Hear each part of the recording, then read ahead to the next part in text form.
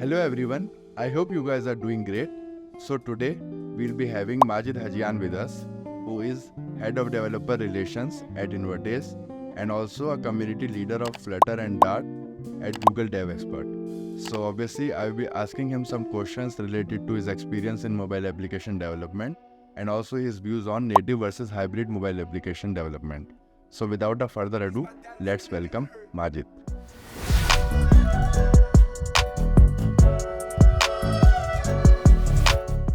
So thank you so much for joining in, Majid. I hope you are doing great.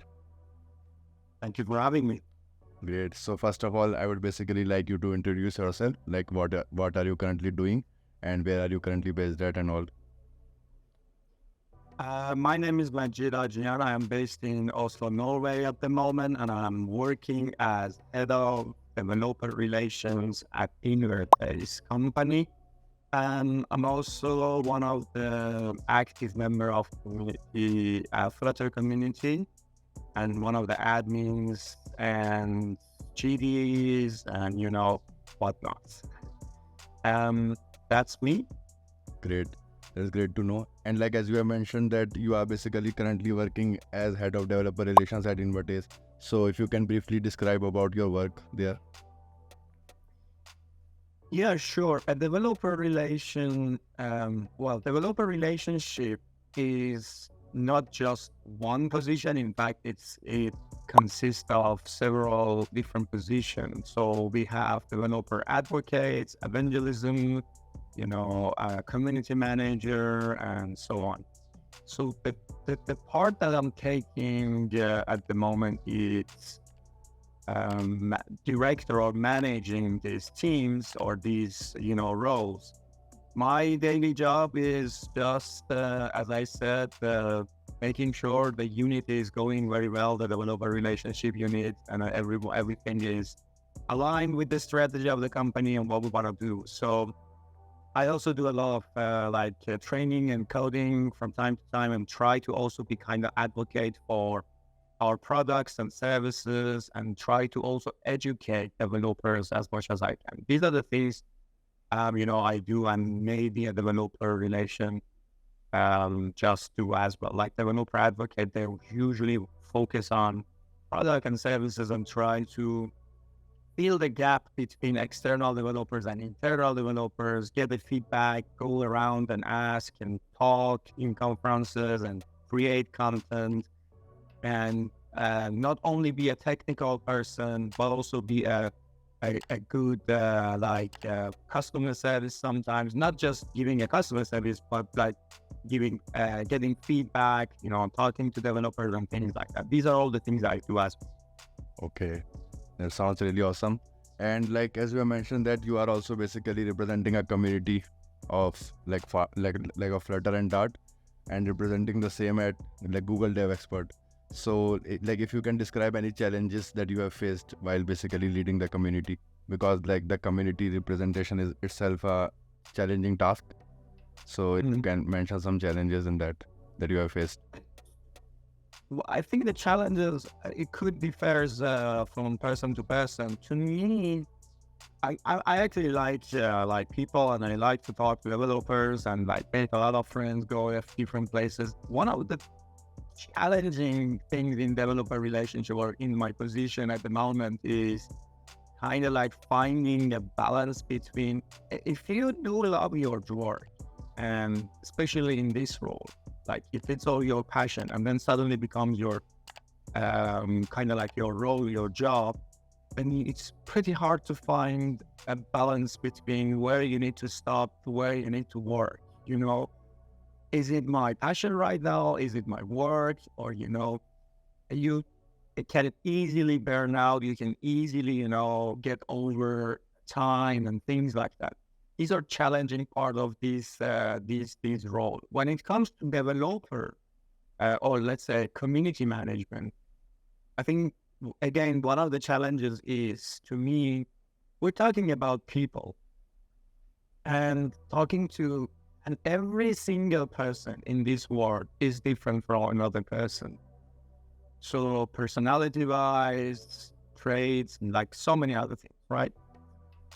And just dealing with people generally, it's by itself, I think, is challenging because you need to kind of be a person who is listening very well, who is speaking very well, who is not going over toes of other people. Sometimes you need to just you need to do nothing, just you need to be quiet. And it's challenging to figure out what you need to do at the moment, not to like try to break someone, or like try to disappoint someone, or try to like make someone feel bad about herself, himself, or these kind of things. This is the challenging part, like dealing with people and talking to them. Even how to write to them is pretty challenging, to be honest. Yeah, that's pretty much relatable. And so like I've seen a lot of debate in terms of native versus hybrid mobile application development, and you are in like Flutter. So like if you can give your views on what are the differences between native and hybrid application development when it comes to like hardware specifications and other technical requirements. So what are your views on that? What's more suitable in which case, according to you? Lots of discussion about this. Well, the difference between hybrid and native is that when it's hybrid, there is another layer of abstraction on top of that native platform where you're dealing with that, and that platform is trying to compile what you have written on top and then match that with any target platform that you are writing for, like iOS, Android, Mac, whatever. So this layer of abstraction, it could be in any language or any like whatever framework, right? So if you go further down and just use specific target platform features, like for Android, if you use Java or Kotlin and just go ahead and write only for that platform with those languages, then you're technically writing for native platform, right? So the difference where you have to use them, it's there is a very famous two words from software architect, which I used to be also part of that role. It says everything depends, or it depends. So I can't really say like you have to use hybrid or native, but there are some use cases that maybe make sense to use hybrid rather native, and there are other cases that maybe it makes sense to use native rather hybrid. For example, if you're doing a very specific hardware thing, which might get challenging if you do it in the hybrid version, because it's an abstraction anyway. You need to deal with a lot of things below, and maybe there is one specific thing is only for one target platform that doesn't make sense to write it in hybrid. If you want to just build for Mac, then why do you want to write in hybrid? You can just go and write for Mac, So, and if that's the case, then maybe native makes sense. If you need way more performance, a specific task on hardware, then that's the things you need to do. But there are some, again, advantages and disadvantages. The advantages is like, of course, you get access to native, more performance, and so on and so forth. But the disadvantages is that, like, if you want to expand this to other target platforms, then you need to have another team, another development. Sometimes the development gets out of date, out of sync, and things like that. On the other side, hybrid, though, make it easier to write once and then maybe target on different platforms. It doesn't mean that 100% is easier. Sometimes it's also challenging because, you want to implement, let's say, a sensor API. Maybe in Android is different from iOS. Maybe it's different from Mac. Maybe it's different from the Windows. So that's the challenging part, right? But at least majority of your application or logics can be written in, that abstraction layer. For example, Flutter could be one of those examples, or React Native. So you're dealing with something on top, and then maybe specific things, a little bit of specific things, and a little bit lower, and then attach it to the main abstraction layer. This is this has a lot of use cases. Like if you are building like just an app that should receive data and show data, or it's just like a regular, mobile application or desktop application that is just dealing with regular data, pages, designs, and there's no specific calculation or intensive logics that should put pressure on CPU or RAM or stuff like that, then why not? I mean, just go ahead and do the hybrid one. So that at least you have advantages. Well, one of the main advantages is that you're writing in one place, then you cover at least majority of your logic in most platforms. But another disadvantage, one of the disadvantages could be though, then you have an abstraction. Sometimes you are a bit behind the native APIs. Sometimes, that it's not as performant as you are expecting. But these are very maybe rare, or not rare cases, but like edge cases. So most of the time, like for example, in Flutter, performance compared to native sometimes in many cases are like pretty similar. So you're not really dealing with a couple of seconds of delay. You're just dealing with maybe milliseconds, 100 or 50, or like a tiny portion, which maybe your user even doesn't understand, doesn't notice. These are about these two platforms and where you have to use it. Okay, yeah, that makes a lot of sense. And also like maintenance of different code bases in different languages is also a difficulty when it comes to maintaining the native ones. Absolutely. Okay, like as we are seeing these days, like AI is the hottest topic. So if you can give your views like how AI can contribute towards the betterment of mobile application development from the developer's perspective.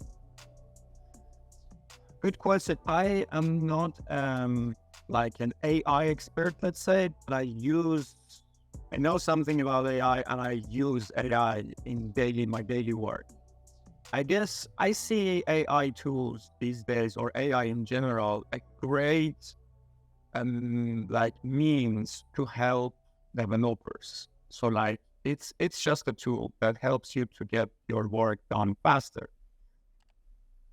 So as a developer, I don't really believe, at least that soon, AI tools will replace us. There are still, cases that I don't think AI can do anything for that. One of the things is just where you need to interact with people. I mean, what can AI do at the moment? Nothing. Probably you need to talk to your colleague, just get brainstorming. Of course, you can consult with AI, ChatGPT, Bard, or whatever, get some insight. But at the end of the day, it's you to make a decision as a human. But the AI, though, definitely the impact that it has on developer lives, or generally people, is that I believe it's gonna make the pace of development or developing software, especially software, way faster. Like I don't know if you remember, I've been doing software for around 20 years. 20 years ago compared now, I mean, it's just in 20 years, how different is that right now work? It's just we are way ahead of 20 years. And if you compare that with 50 years and 80 years, 90 years, or 100 years ago, it's way different. The life is way different. That if I believe the AI innovations these days, this is the pace of innovating, creating, developing, and producing things, especially in computer science and in software generally, it gets way faster. Something that we could have done in months, now it can be done in days. So that's the influence I see AI to. And if we are a developer right now, and we are onboarded on using these AI tools to get actually those work in months instead in weeks or days, why not? I mean, we should or then learn them and then try to use them. And that's what I do right now. So the tools that I have around myself right now with AI, like since last year, fantastic. I mean, something that I could have done in a week, now I can do it in a week, in a day, sometimes in a matter of 1 hour. So this is good. So then I have more time to do other things. I have more time to even spend more time for my personal life, things like that. I think this is the influence of AI in developers' life. At least this is my opinion. Yeah, that's great. And like I have also heard that the most important thing for any developer is basically to know like how to search like on the browser. Like if he comes across any error or if he comes across any problem, then how to basically browse that problem in the browser. Like what particular thing to search, because we have a limited amount of keywords like for which the exact like the response from the browser will be generated. So I think ChatGPT comes handy in that case, like when we basically paste our problem in that and it generates a response which is basically in the form of bulleted points, but it's like pretty much close to what we are expecting from that. Yeah, so I think that will sounds yeah, good like in point. future I think that will be totally game changing, like with GPT-7 or something like that. Yeah, absolutely. I mean, if you look at like not only ChatGPT, like last year or a couple of years right now that we have these code generation or these code compilation generation tools from GitHub or other, companies as well. These are like helping quite a lot, to be honest. Yeah, that makes sense. Okay, so last for last, like if you want to give any advice or suggestion to the youngsters who are basically building their career in mobile application development and want to build some cutting edge mobile applications. To my opinion, I mean, depends on your level, but building mobile application, those who are learning right now, the best way to learn, to my opinion, is just build. And sometimes people are just reading and like watching, but they're not doing anything. To me, building is one of the most important things, which I have done whenever I wanted to learn something. And then once you build, try to teach what you have learned to others. So because when you are learning, it's way different from when you want to teach the same topic that you learned to someone else. So it helps you to understand better. It helps you to go deep dive and just simplify it and maybe chew it and then help to other people. This is something that I can tell you. And it's also like, try to also be very, let's say a bit, not on the edge of the technology, but keep yourself up to date. I see some people are like very outdated, still have the same tool like the last 5 years, no update. Although it does the work, it works and it just, maybe it gets your job done. But still, it's nice to be a little bit in the edge, learn, be up to date, and, read, and, even if you're not using, at least know these kind of stuff. This is something that we call it the breadth of knowledge. You try to learn more, even though you're not expert on those topics, at least you've heard about them. So the things that you know, but you don't know how to use, at least you have heard about them, and these are the good things. I encourage people to be up to date and stay on kind of like in the edge of technologies and news in the tech or whatever thing you have. Okay, yeah, that's great. And also, like as you have mentioned, the best thing, like the best way to learn is to basically teach what you have learned. And there is also a saying, like if you you haven't learned it properly if you can't explain it to a 10-year-old. Yeah. Yep, at least that's what I think. So I can't really guarantee this is the best way for all people, but at least I've seen in my life though that teaching others will definitely help me to learn better. Yeah, definitely. I totally agree on this point. So, like, if you want to mention anything else, then you can let me know. Like any. Thank you very much for having me. I hope people find this session, podcast, or whatever interesting. And if they want to reach me out, I'm very active on social media. You can just search my name, Majid Hajian, or you'll find me on LinkedIn, Twitter, X, whatever you want to call it, Mastodon, or whatever. So, and let's be in touch. I will be happy to hear what you're doing in the future. Sure. And thank you so much for giving your valuable time and sharing your valuable knowledge to to me and to the audience. Thank you very much for having I me. really appreciate that. Thank you. Bye. So I hope you guys have enjoyed the video and get to know about Majid and his valuable experience.